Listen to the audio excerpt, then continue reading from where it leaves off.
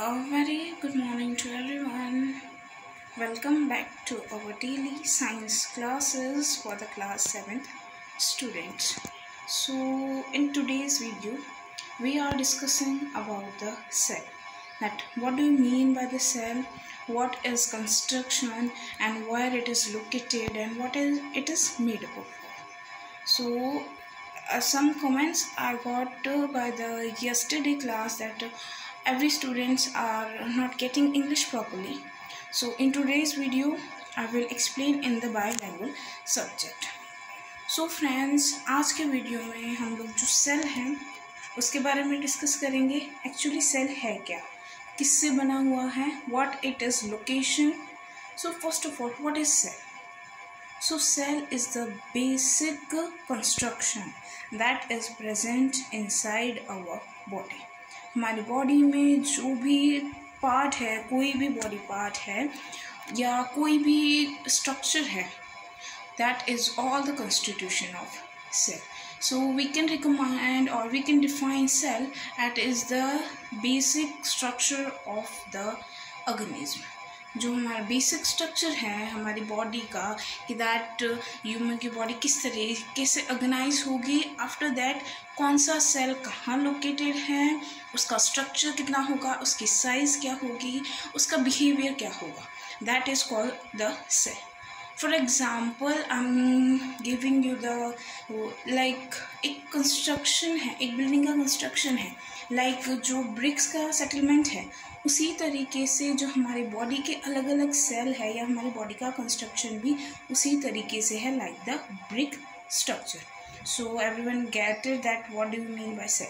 सो एक बॉडी जो है हमारा टोटली एक बिल्डिंग है या एक रूम है, अलग अलग ब्रिक्स हैं, ब्रिक्स से एक वॉल बनेगी. सो ये एक प्राइमरीली या बेसिक स्ट्रक्चर हुआ. तो उसी तरीके से हमारी बॉडी में जो सेल्स हैं वो भी इसी तरीके का कंस्ट्रक्शन करते हैं. नाउ सेल किसी भी बॉडी पार्ट या किसी भी स्ट्रक्चर को कवरिंग के लिए कोई मेम्ब्रेन भी चाहिए होती है या उसकी आउटर कवरिंग भी होती है. फॉर एग्ज़ाम्पल हम ह्यूमन्स हैं, हमारे आउटर कवरिंग क्या होगी? स्किन. सो उसी तरीके से जो सेल्स होती हैं उनकी जो आउटर कवरिंग है या सेल स्ट्रक्चर है, सो उसको हम रिकमेंड करेंगे लाइक एन सेल मेम्ब्रेन. या फिर हम लोग ये बोल सकते हैं कि द आउटर सेल और the cell that is surrounded and that is covered by a membrane that is known as the cell membrane. So आपसे ये क्वेश्चन भी पूछा जा सकता है कि दैट सेल का जो व्हाट प्रोटेक्शन है, सो उस सेल को प्रोटेक्शन कौन दे रहा है? That is the cell membrane. I think everyone clear this one. And after that जो हमारा सेल है वो किस तरीके का बिहेवियर शो करेगा, कहाँ पर वो सिचुएटेड होगा, उसकी साइज़ क्या होगी, दैट इज़ कंस्ट्रक्टेड और that is regulated by a cell, major cell that is known as the nucleus. So इसका मतलब ये हुआ कि हमारा सेल कहाँ पर है, उसकी साइज़ क्या है, वो किस जगह लोकेटेड होगा, वो सारा कॉन्स्टिट्यूशन या जो रेगुलेशन है वो किसके पास रहेगा? न्यूक्लियस के पास. So power house of the cell हम लोग न्यूक्लियस को भी बोल सकते हैं. Why we are giving this definition that is in power house cell? What is the reason behind this? Power house cell का मतलब ये हुआ कि उस सेल का पूरा जो प्रोटेक्शन है या उसका जो काम करने का तरीका है, कितना वर्क कितने टाइम में क्या करना है, वो सारा रेगुलेशन न्यूक्लियस के पास होता है. फॉर एग्ज़ाम्पल हम लोग ह्यूमन्स हैं, तो हमारा जो मेजर ऑर्गन है कि जो हमारे सारे वर्क रेगुलेट करता है और उसके एब्सेंस में हमारी लाइफ पॉसिबल नहीं है, that is our heart. So same as our heart, nucleus is also playing a very much important role in the life और in the construction of the cell.